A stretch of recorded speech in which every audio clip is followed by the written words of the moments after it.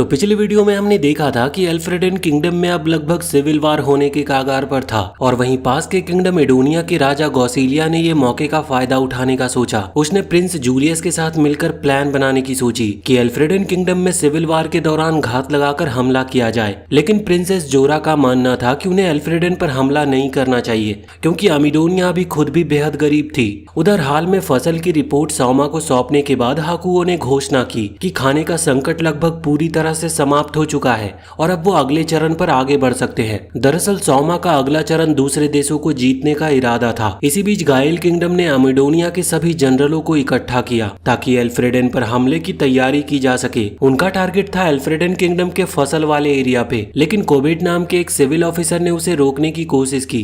वो अपनी बात पूरी भी नहीं कर पाया था कि राजा का जूता उसके चेहरे पर आ पड़ा। इसके बावजूद वो बोलने की कोशिश करता रहा कि अगर उनका देश बिना किसी हेल्प के सौमा के साम्राज्य पर हमला करेगा तो उनकी काफी आलोचना होगी, और इसका कारण था कि सभी देशों ने एक मानव घोषणा पर हस्ताक्षर किए थे जिसका उद्देश्य था साम्राज्य के डीमन जनजाति से लड़ना। और डिटेल में बोले तो उस मानव घोषणा का मेन टारगेट ये था कि डीमन लॉर्ड के एरिया में कोई भी सेना ना भेजी जाए। साम्राज्य जिसके पास आइलैंड का सबसे बड़ा एरिया और सबसे ताकतवर सेना थी, वो राक्षसों और डीमन को रोकता था और मानव जाति की आपसी लड़ाइयों को छोड़कर उन्हें एकजुट होना था। उस घोषणा में 3 नियम थे। एक नियम कहती थी कि इंसानों के बीच लड़ाई में राज्य की सीमाओं में कोई भी बदलाव स्वीकार नहीं किया जाएगा, इसीलिए अगर वो एल्फ्रेडन पर एक तरफा हमला करते हैं तो दूसरे साम्राज्य इसमें हेल्प कर सकते हैं एल्फ्रेडन का, क्योंकि बाकी देशों को अभी डीमन के खिलाफ एकजुट होना चाहिए, ना कि एक दूसरे को जीतने में लगना चाहिए। हालांकि एल्फ्रेडन ने कभी भी डीमन के खिलाफ लड़ाई में किसी और देश के साथ गठबंधन नहीं बनाया था, इसीलिए जूलियस का मानना था कि एल्फ्रेडन पर हमले का डीमन से कोई लेना देना नहीं है। इसके बाद कोबेट को उसके पद से हटा दिया गया।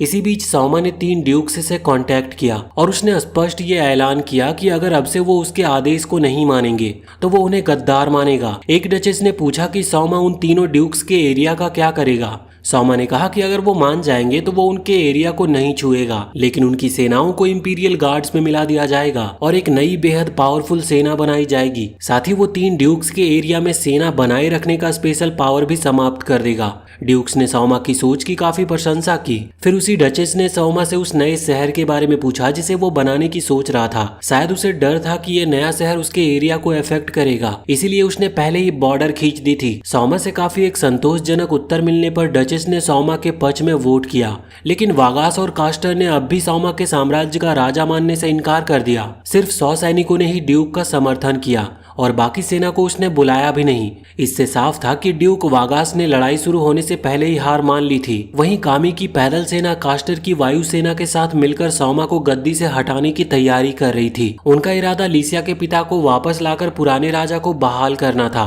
हालांकि वो आमने सामने खड़े थे, फिर भी वो काफी शांति रवैया दिखा रहे थे और विरोधी के बारे में सोच रहे होते हैं। इसके बाद तुरंत लीसिया ने अपना पोनीटेल काट दिया ताकि सौमा का समर्थन करने का अपना संकल्प दिखा सके। उसके लीडर ड्यूक कमाया ने भी इसे एक्सेप्ट किया। कमाया और वगास के ग्रुप से निकलने के बाद यूना अचानक ही वाटर में प्रकट हुई और तब पता चला कि यूना इस बुजुर्ग डचेस वाटर की पोती थी। यूना ने वाटर को बता दिया कि सौमा एक साफ सुथरा और ईमानदार राजा है। ये सुनकर वाटर ने तुरंत ही सौमा को एल्फ्रेडन का आधिकारिक राजा मान लिया। अब सौमा को अकेले नहीं लड़ना पड़ेगा, सभी हमेशा उसके साथ हैं और वो उसके साथ ही रहेंगे। इसी बीच गाइल किंगडम ने अमिडोनिया से 30,000 सैनिकों की सेना लेकर यूसेन गॉर्ज के रास्ते एल्फ्रेडन की सीमा में इंटर किया। उसका पहला टारगेट था एंटामाइरा शहर, जो बॉर्डर एरिया में स्थित था। चूंकि एंटामीरा का लॉर्ड गाइल से लड़ना नहीं चाहता था, उसने सरेंडर कर दिया, लेकिन शहर के अंदर अब भी कई सारे एल्फ्रेडन निवासी थे जो अमिडोनियन सेना का विरोध करना चाहते थे। वो 2 ग्रुप में बट गए, एक युद्ध विरोधी ग्रुप और दूसरा था अंत तक लड़ने वाला ग्रुप। कोई भी पक्ष झुकने को तैयार नहीं था। लॉर्ड गाइल के पास थोड़ा समय मांगने आया, लेकिन गाइल को किसी की परवाह नहीं थी। उसने कह दिया कि वो कभी भी हमला कर सकता है। यह सुनकर लॉर्ड बस सिर झुकाकर कांपने लगा। उसने कहा कि अगर थोड़ा समय दिया जाए तो वो शहरवासियों की राय को जल्दी से जल्दी जुटा लेगा। रणनीतिक सलाह मिलने के बाद गाइल ने सोचा कि शहर के द्वार खुलने का इंतजार कर लेना बेहतर होगा, बजाय इसके कि वो उन्हें जबरदस्ती तोड़े। इस तरह उसकी सेना को भी भारी नुकसान से बचाया जा सकता था। उधर सौमा की सेनाएं कामाया की पैदल सेना के साथ मिलकर जोरदार युद्ध में उतर चुकी थी। सिर्फ एक रात में ही सौमा ने सभी सैनिकों को जादू का इस्तेमाल करके काई के किले के सामने ही एक किला बनाने का ऑर्डर दिया। वहीं उस चूहे जैसी पूंछ वाली लड़की के मुताबिक इसे 1 नाइट कैसल प्रोजेक्ट कहा जाता था, जो सौमा की योजना थी।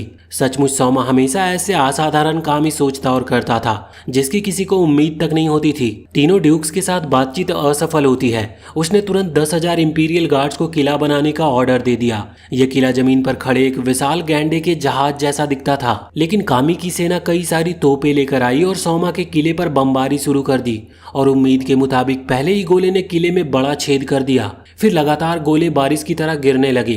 तभी कुछ डार्क एल्फ जनजाति के योद्धा तुरंत सौमा की तरफ से लड़ने आ गए, क्योंकि वो पहले आए भूकंप में सौमा की मदद का बदला चुकाना चाहते थे। एल्फ प्रजाति के योद्धा बेहद ही ताकतवर थे। वो सिर्फ धनुष और तीर से बड़े से तोप के गोले को उड़ा देते थे। उनका कहना था कि इन्हें मारना तो बाजू को मारने से भी आसान है। इसके तुरंत बाद लुरविन ने किले से घुड़सवार सेना को बाहर निकालकर कामी के तोप खाने को नष्ट कर दिया। सैनिक तूफान की तरह बाहर निकल पड़े। तेजी से सभी लड़ने को काफी एक्साइटेड थे। ताकत से भरे हुए उनका एक ही टारगेट था, उन लोगों को हराना जो वहां की शांतिपूर्ण जिंदगी को तोड़ने आए थे। उन्होंने आग के जादू का इस्तेमाल करके तोपों को जला दिया। शुरुआत में ही इतनी गूंजती हुई सफलता मिलना भला कौन रोक सकता था। उधर ड्यूक कमाया भी बेहद चिंतित हो गया जब उसके लोग यहाँ की रिपोर्ट लेकर पहुंचे और वो करप्ट रईस जो कामी से जुड़े हुए थे अपनी सेना को इस नुकसान में देखकर गहरे संकट में आ गए। फिर भी कामी को पूरा विश्वास था कि सौमा इस युद्ध को जीत नहीं सकता। इसका कारण साफ था, उसके पास 40,000 सैनिक थे जबकि सौमा महज 10,000 सैनिक लेकर आया था। वहीं इधर गेल्स देर दोपहर तक इंतजार करता रहा, लेकिन एंटीमुरा के लॉर्ड की वापसी नहीं हुई।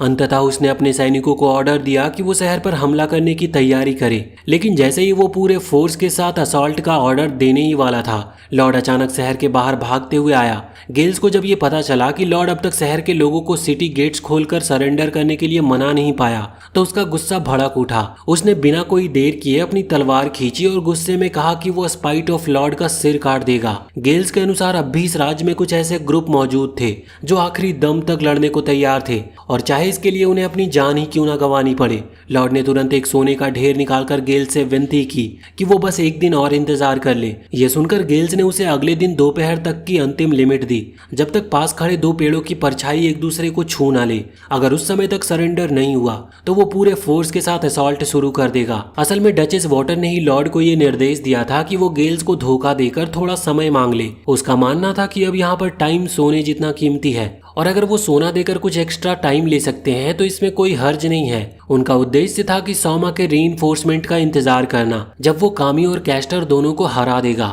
उधर भोजन के समय के और हारू वहां ड्यूटी पर खड़े सैनिकों को चढ़ा रहे होते हैं। के को इस बात की बेहद खुशी थी कि हारू ने सौमा का साथ चुना और उसके साथ मिलकर लड़ने का फैसला लिया। दूसरी तरफ ड्यूक कास्टर अब भी यही सोचकर बैठा था कि सौमा की सेना उसके फोर्ट्रेस पर हमला करेगी और वहीं वो उसका इंतजार कर रहा था। लेकिन दोबारा से सोचने पर उसने मान लिया कि सौमा एक बहुत ही प्रभावशाली राजा है, लेकिन अब सरेंडर करना उसके लिए बेहद ही अपमानजनक होता।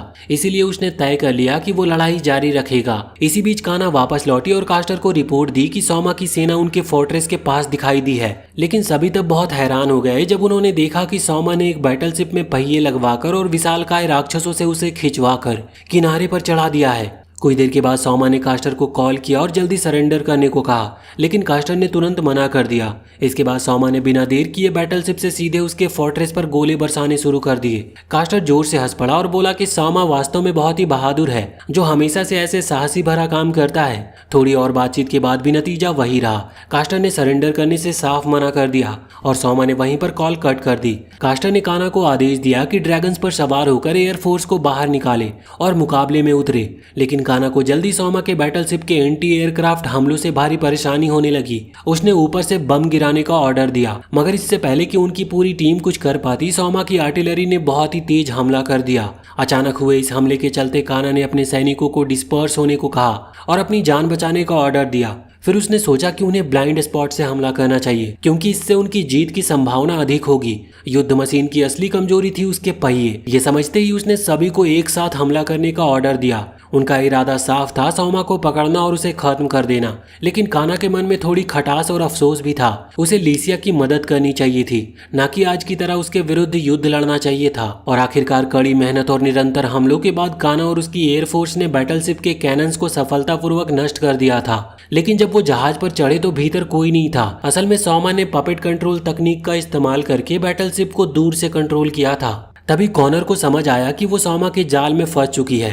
ये सब जानबूझकर इस तरह से रचा गया था ताकि उनकी स्क्वाड फोर्ट्रेस से बाहर निकले और इस दौरान सौमा अपनी सेना के साथ कास्टर के फोर्ट्रेस में प्रवेश कर सके और सीधे अंदर जाकर उससे भिड़ सके। इस समय सौमा और कास्टर आमने सामने थे। सौमा ने उससे आखिरी बार समझाने की कोशिश की कि वो सरेंडर कर दे ताकि लड़ाई टल सके, लेकिन कास्टर ने तुरंत मना कर दिया। सौमा के ऑर्डर पर एशिया ने तलवार खींची और कास्टर से युद्ध शुरू कर दिया, लेकिन कास्टर सदियों से जिंदा एक काफी एक्सपीरियंस योद्धा था, इसीलिए एशिया को उससे लड़ने में काफी कठिनाई हो रही थी। लेकिन उसने विश्वास के साथ कहा कि वो अपने राजा से बहुत प्रेम करती है और हमेशा राजा और राजकुमारी के साथ रहना चाहती है। कास्टर ने उसकी वफादारी की सराहना की, लेकिन चेतावनी दी कि अब उसे अपनी जान बचाने की कोशिश करनी चाहिए क्योंकि स्थिति बेहद ही खतरनाक है। ये कहते हुए कास्टर ने तलवार घुमाकर एशिया को हराने की कोशिश की। तभी सौमा ने अपना पपेट और लिसिया को आगे भेजकर एशिया की मदद की और एशिया ने एक वार करते हुए कास्टर को हरा दिया। जमीन पर गिरते हुए कास्टर ने अपने आखिरी जिद्दी शब्द कहे कि उसने अंत तक पूरी ताकत से लड़ाई की है और उसे इसका कोई पछतावा नहीं है। कास्टर की हार के बाद लिसिया ने उसे समझाया कि सौमा एक काफी अच्छा राजा है। सौमा ने बाहर देखा तो घना सफेद धुआं उठ रहा था। उसे तुरंत समझ आ गया कि बैटलशिप फट चुका है और एयर फोर्सेस वापस लौट रही है। समय कम था, इसीलिए उसे तेजी से आगे बढ़ना था। उसने कास्टर की गर्दन में स्लेव कॉलर डाल दिया, जो अगर वो सौमा के ऑर्डर का पालन ना करे तो उसकी गर्दन को कस देगा। लेकिन लिसिया ये नहीं चाहती थी, लेकिन ये करना काफी जरूरी था क्योंकि कास्टर ने पहले भी उसके और सौमा के साथ विश्वासघात किया था। वहां पर काना आई और अपने पिता को स्लेव कॉलर पहने देखकर सौमा पर हमला करने ही वाली थी, लेकिन लिसिया ने उसे रोक दिया। अपने पिता की हार देखकर काना ने भी तुरंत सरेंडर कर दिया। फिर उसे भी अपने पिता की तरह स्लेव कॉलर पहनाया गया। इसके बाद सौमा ने टोमा की तरफ मुड़कर कहा कि अब से वो एयरफोर्स का जनरल होगा और इंपीरियल्स गार्ड के अंडर रहकर वो इस सेना को लीड करेगा।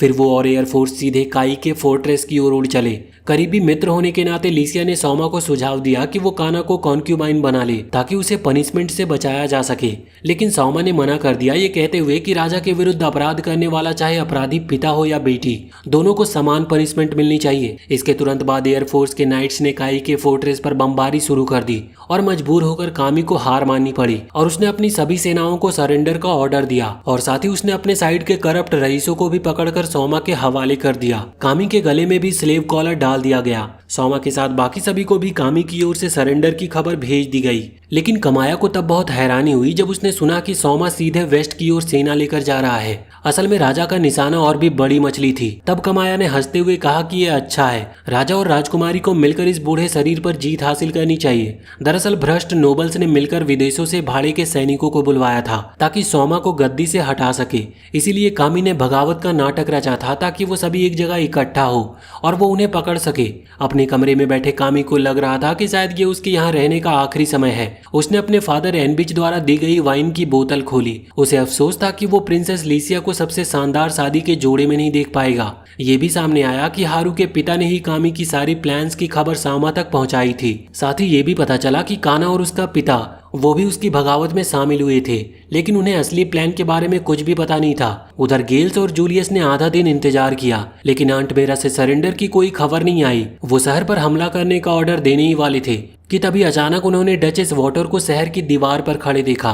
तभी उन्हें शक हुआ कि वॉटर शायद सौमा से मिला हुआ है। जूलियस ने चेतावनी दी कि ये एक जाल हो सकता है और उन्हें तुरंत ही पीछे हट जाना चाहिए। वॉटर ने जादू का इस्तेमाल करके एक बड़ा जादुई स्क्रीन बनाया ताकि गेल्स सौमा से सीधे बात कर सके और शहर के लोग भी सब सुन सके। सौमा ने ऐलान किया कि उसने गृह युद्ध खत्म कर दिया है, लेकिन वो अभी तलवार नीचे नहीं रख सकता क्योंकि डचेस ऑफ एमिडोनिया ने इस अफरा तफरी का फायदा उठाकर इस देश की सीमा में घुस आया है। ये सुनते ही लोग घबरा गए, उन्हें संभलने का मौका भी नहीं मिला। सौमा ने बताया कि एमिडोनिया और बाकी ड्यूक्स की एक गंदी साजिश है। वो चाहते हैं कि सौमा और तीनों ड्यूक्स आपस में लड़े और एमिडोनिया इसका फायदा उठाए। सौमा ने लोगों से पूछा कि वो क्या चाहते हैं, कि ऐसे लोग बिना सजा पाए चले जाएं और क्या उनके काम माफ करने योग्य हैं। भीड़ ने एक सुर में जवाब दिया कि बिल्कुल नहीं। तभी सौमा ने साफ ऐलान किया कि किंगडम ऑफ एल्फ्रेडन अब डची ऑफ एमिडोनिया के खिलाफ युद्ध करेगा। शहर के बाहर खड़े गेल्स ने यह सुना और गुस्से में चिल्लाया कि सौमा एक छोटा सा बच्चा है जो 3 पीढ़ियों से चले आ रहे शाही परिवार के सपनों को जंगली पने कहने की हिम्मत करता है। तब सौमा ने उसे बताया कि वो सेना लेकर वेस्ट की ओर बढ़ रहा है और उसका निशाना डची ऑफ एमिडोनिया की कैपिटल वैन होगी। उसने चेतावनी दी कि जब तक गेल्स बाहर हिचकिचा रहा है उसकी सेना गेल्स के देश को जला डालेगी। सोमा ने यह भी कहा कि गेल्स का एल्फ्रेडन में घुसना एक इन्वेजन है और इसी वजह से वो एल्फ्रेडन के सभी लोगों की ओर से एमिडोनिया पर आधिकारिक युद्ध की ऐलान करता है। जब गेल्स को पता चला कि सोमा सीधे एमिडोनिया जा रहा है तो वो घबरा गया और उसने ऑर्डर दिया कि पूरी सेना तुरंत लौटकर किंगडम की रक्षा करे। जोरो के बटलर ने भी उसे सोमा की सेना की हमले की खबर दी। गेल्स ने अपनी सेना को एमिडोनिया की रक्षा के लिए एक खाई पार करने का ऑर्डर दिया, लेकिन डची ऑफ एमिडोनिया की प्रिंसेस पहले ही समझ चुकी थी कि सोमा की चाल यही होगी और सबसे तेज रास्ता उडेन जॉर्ज से होकर है। सोमा ने यह अंदाजा लगाकर वहां पहले से ही सैनिक तैयार कर दिए थे। नतीजा ये हुआ कि एमिडोनिया की सेना जाल में फंस गई और उन्हें संभलने का समय भी नहीं मिला। उनका बहुत बड़ा नुकसान हुआ। हमला शुरू होने से पहले ही 5 लाख की सेना में से लगभग 4 लाख खत्म हो गए थे। किसी तरह राजा ने भोजन और सैनिक जुटाकर 2 लाख लोगों को इकट्ठा किया, लेकिन जब वो मैदान में पहुंचे तो देखा कि वहां पहले से ही एल्फ्रेडन किंगडम के झंडे लगे हुए थे। गेल्स को लगा कि कैपिटल गिर गई, लेकिन जूलियस ने किले की ओर इशारा किया जहां अब भी डची ऑफ एमिडोनिया के झंडे लहरा रहे थे। गेल्स ने राहत की सांस ली और ऑर्डर दिया कि जल्दी से इन दुश्मनों को हराकर किले में लौटे, लेकिन सोमा को रिपोर्ट मिली कि गेल्स सीधा यहाँ हमला करने आ रहा है और उसी टाइम सोमा की सेना पहले से वहां पहुंच चुकी थी और उसी समय सोमा ने तुरंत सभी सैनिकों को आदेश दिया। झंडा 2 बार लहराया गया और संकेत मिलते ही सैनिकों ने वी आकार की फॉर्मेशन बना ली। बीच में इंपेरियल गार्ड्स और गार्ड कैवेलरी थे। बाईं तरफ जनरल गिब्सन और दाईं ओर प्रिंसेस लीसिया थी। एशिया के समर्थन के साथ सब अपनी अपनी जगह पर लड़ाई करने के लिए तैयार थे। सोमा और काना ऊपर से हालात देख रहे थे, जबकि नीचे दोनों सेनाओं की भिड़ंत हो चुकी थी। गेल्स के सैनिक रास्ते में कई दिनों की घात का सामना करके थक चुके थे, इसीलिए सोमा की सेना ने आसानी से उन्हें भारी हार दे दी। सोमा के सैनिक थोड़ा सा हमला करके एमिडोनिया के पूरे दस्ते को गिरा सकते थे। ऊपर से सब देखते हुए सोमा कुछ सोच रहा होता है। वहां पर कॉनर आया और पूछा कि वो ध्यान क्यों नहीं दे रहा, जैसे उसका मन कहीं और हो। सोमा ने मुस्कुराकर कहा कि राजा का असली काम तो लड़ाई से पहले और बाद में होता है। उसने ये भी कहा कि अगर उसकी सेना हार गई तो उसे अपने सिर की बलि देकर अपने जनरलों से माफी मांगनी होगी। यह सुनकर काना चौंक गई और पूछ बैठी कि क्या उसे मौत से डर नहीं लगता। तब सोमा ने उसका मुंह ढकते हुए कहा कि शायद वो इम्पोस्टर है, क्योंकि वो एक राजा जैसा व्यवहार नहीं कर रहा। फिर सोमा ने खुद को कावर्ड कहा। उसने स्वीकार किया कि वो मरना नहीं चाहता और ना ही चाहता है कि लोग युद्ध में मारे जाएं। सोमा ने काना को बताया कि ये पहली बार है जब उसने इतने बड़े स्तर की लड़ाई खुद कमांड की है और बैटलफील्ड पर सैनिकों के बलिदान का मंजर देखकर उसका मन भारी हो गया। इधर जब अपनी हालत खराब देखी तो गेल्स ने अपने बेटे जूलियस से कहा कि वो तुरंत भाग जाए, लेकिन जूलियस अपने पिता को छोड़कर जाने को तैयार नहीं था। लेकिन फिर भी वंश को बचाने के लिए उसे जाना पड़ा। गेल्स खुद सोमा की सेना से लड़ते हुए अपने बेटे के भागने का रास्ता साफ करने के लिए वहीं पर रुका, लेकिन एक सच्चे बेटे की तरह जूलियस ने कहा कि वो दुश्मन को रोकने की कोशिश करेगा ताकि पिता भी भाग सके, पर गेल्स ने तुरंत मना कर दिया। उसने कहा कि शायद सोमा का असली निशाना उसका सर है, बस उसका सर काट देने से एमिडोनिया हार जाएगा। जूलियस को उम्मीद नहीं थी कि सोमा यहाँ तक सिर्फ उसके पिता को मारने आया है। ज्यादा बात ना करते हुए गेल्स ने जूलियस को जल्दी जाने को कहा, लेकिन जूलियस बिल्कुल भी अपने पिता को ऐसे छोड़ना नहीं चाहता था। गेल्स ने कहा कि ये राजा का ऑर्डर है, अगर वो नहीं रहेगा तो देश का क्या होगा। हालांकि मन नहीं था, जूलियस को जाना पड़ा। घोड़ा मोड़ने से पहले उसने अपने पिता से आखिरी बार माफी मांगी और फिर कैपिटल की ओर दौड़ पड़ा। इसके बाद राजा गेल्स ने घोड़े पर चढ़कर हमला किया। उसका एक ही लक्ष्य था, किंग सोमा का सर काटना। सोमा को खबर मिली कि एमिडोनिया की मुख्य सेना पीछे हट गई है और राजा गेल्स पूरी ताकत से आगे बढ़ रहा है। सोमा का ऑर्डर मिलते ही काना ने अपने पंख फैलाए और उससे लड़ने निकल पड़ी। लुरविन एक दस्ते के साथ आगे बढ़ा। सामने राजा गेल्स को पहचानते ही उसने घोड़ा दौड़ाया और भाला सीधे उसके सीने में दे मारा, लेकिन अफसोस वो राजा का हमशक्ल निकला। उधर काना ने गेल्स से टक्कर ली। उसने ऐलान किया कि उसका लक्ष्य सिर्फ किंग सोमा का सिर है। वो यहाँ 3 पीढ़ियों के रॉयल फैमिली की इच्छा पूरी करेगा। काना भी ठान चुकी थी कि गेल्स का सर लेकर सोमा के सामने वो पेश करेगी, लेकिन गेल्स ने उसे आसानी से पछाड़ दिया, जबकि उसके पास ड्रैगन ह्यूमन की ताकत थी। ये देखकर सोमा को अपना पपेट लेकर उसकी मदद के लिए कूदना पड़ा। इसे देखकर गेल्स और भी जोश में आ गया और बोला कि वो किसी पपेट से इतनी आसानी से नहीं हारेगा। सोमा भी कुछ सैनिकों के साथ वहां पर पहुंच गया। उसने खुद को सोमा बताते हुए पूछा कि क्या वही है जिसने उसके राज्य को रौंदा है। गेल्स ये सुनते ही बोला कि असल में एल्फ्रेडन भी एमिडोनिया का हिस्सा था, तो अपने ही इलाके में कदम रखने में शर्म कैसी। फिर वो सोमा की तरफ आगे बढ़ा, लेकिन पपेट ने उसे रोक लिया। सोमा ने काना को तुरंत ही हमला करने का ऑर्डर दिया और काना ने फायर टाइप का हमला करके पपेट को विस्फोट से उड़ा दिया। साथ ही गेल्स भी उसकी चपेट में आ गया, लेकिन काना भी इस धमाके से दूर जाकर गिरी और जमीन पर गिर पड़ी। सोमा तुरंत ही उसकी ओर दौड़ा, लेकिन उससे पहले ही उसे डांट सुनने को मिली कि अगर वो मर गया तो लिसिया बहुत दुखी होगी। फिर दोनों ने गेल्स की ओर देखा। हालांकि वो बुरी तरह जख्मी था, मगर धमाके के बाद भी वो खड़ा था। वो लड़खड़ाते हुए सौमा की ओर बढ़ा, ये बड़बड़ाते हुए कि उसे सौमा का सर चाहिए। वो ये कहते हुए आगे बढ़ रहा था कि अमीडोनिया के लोगों के प्राउड के लिए उसे लड़ना ही है। राजा की सुरक्षा के लिए सौमा के आर्चर्स ने तीरों की बारिश करके उसे पूरी तरह से गिरा दिया। गिरने से पहले उसने अपनी तलवार फेंकी, जो सीधा सौमा के सामने गिरी, और उसके सैनिक भी राजा की हार देखते ही सरेंडर कर बैठे। अपने पिता की मौत की खबर सुनकर जोरो दर्द से रो पड़ी, और सौमा ने अब पूरे डची ऑफ एमिडोनिया पर कब्जा कर लिया। अब सौमा और बाकी सभी भी एमिडोनिया के किले में थे। लिसिया ने माना कि यहाँ का हॉल बेहद ही शानदार सजाया गया था, शायद उनके देश से भी ज्यादा पैसे सजावट पर खर्च हुए थे। लिसिया ने सौमा से पूछा कि क्या उसने एमिडोनिया पर कब्जा करने का इरादा पहले से बना रखा था। सौमा का चेहरा जम गया और उसने तुरंत समझाया कि बॉर्डर एरिया में मॉन्स्टर्स के आने के समय से ही उसे शक था कि वो सैनिकों को क्यों बॉर्डर के जंगल में भेज रहे थे, और वो सैनिक नहीं थे, वो फायर मॉन्स्टर्स थे। सौभाग्य से सौमा के पपेट ने उस छोटी लड़की को रेस्क्यू कर लिया जो जंगल में स्काउटिंग कर रही थी, वरना बड़ा हादसा हो सकता था। सौमा ने बताया कि फ्लेम हीरोज की एक चाल थी ताकि गांव के लोग खाली हो जाए। लुरविन ने सूचना दी कि जूलियस सीधे वेस्ट की तरफ ग्रैंड एम्पायर से मदद लेने गया है, और अमीडोनिया का एलाई होने के नाते एम्पायर जरूर सेना भेजेगा। सौमा ने कहा कि इस नए देश में अधिकारी बिल्कुल नहीं है, यह मुश्किल है, इसीलिए कुछ ऑफिशियल यहाँ भेजे जाए। एमिडोनिया के लोग एल्फ्रेडन से कब्जे के बाद बहुत नाराज थे। पोंचो ने ट्रेजरी की हालत बताई। ना राज्य का बजट था, ना ही खाना, मगर हथियारों से वेयर हाउस भरे पड़े थे। सौमा ने ऑर्डर दिया कि हथियार बेचकर पैसे लाए जाए और खाना बांटा जाए जब तक किला स्थिर न हो जाए। पोंचो ने पसीना पोंछते हुए कहा कि अगर सुरक्षित रहा तो तुरंत ट्रांसपोर्ट करेगा। सैनिक अनुशासन से इतने उत्साहित थे कि उन्होंने एमिडोनिया पर पूरा कंट्रोल कायम कर लिया। सौमा ने कहा कि अभी वो सिर्फ सुनकर लड़ सकते हैं, अगर एम्पायर ने दखल दिया तो मुश्किल होगी। लिसिया एम्पायर का नाम सुनकर घबरा गई, तो सौमा ने समझाया कि उसे पूरा यकीन है कि वो दखल देंगे, लेकिन पक्का नहीं है। अमीडोनिया ने ह्यूमन डिक्लेरेशन पर दस्तखत किए थे, जिसमें फोर्सफुली बॉर्डर्स बदलने की मनाही थी और नियम तोड़ने वालों को भी वो सजा देते हैं। लेकिन सौमा ने बताया कि इस डिक्लेरेशन में एक लूप होल है, इसीलिए उसने हिस्सा ही नहीं लिया। उसने कहा कि एम्पायर के आने से पहले पोस्ट वॉर मैटर निपटा लिए जाएं। वहीं लुरविन और उसकी सेना जहां भी जाती लोग रास्ता छोड़ देते। यूना नेवी यूनिफॉर्म में अमीडोनिया की कैपिटल में सौमा से मिलने आई। उसे और सौमा को इतना करीब देखकर लिसिया के चेहरे पर जलन साफ दिख रही थी। लिसिया का मुंह बनता देख एशिया तुरंत उसके पास आई। सौमा थोड़ा शर्मिंदा हुआ, लेकिन तुरंत ही बात बदल दिया। ज्यादा बात करना मुसीबत ला सकता था। उसने कहा कि उसने यूना को यहाँ पर एक प्लान लागू करने के लिए बुलाया है। लिसिया ये सुनकर हैरान हो गई। इसके बाद सौमा और एशिया ने इमेज ट्रांसमिशन डिवाइस से पूरे अमीडोनिया के लिए एक म्यूजिक प्रोग्राम का आयोजन किया। उसने यूना और अमीडोनिया के दूसरे गायकों को मंच पर बुलाया, जिससे लोग बेहद ही एक्साइटेड हो गए। पहली बार उन्हें अपने देश में खुलकर संगीत देखने का मौका मिला था।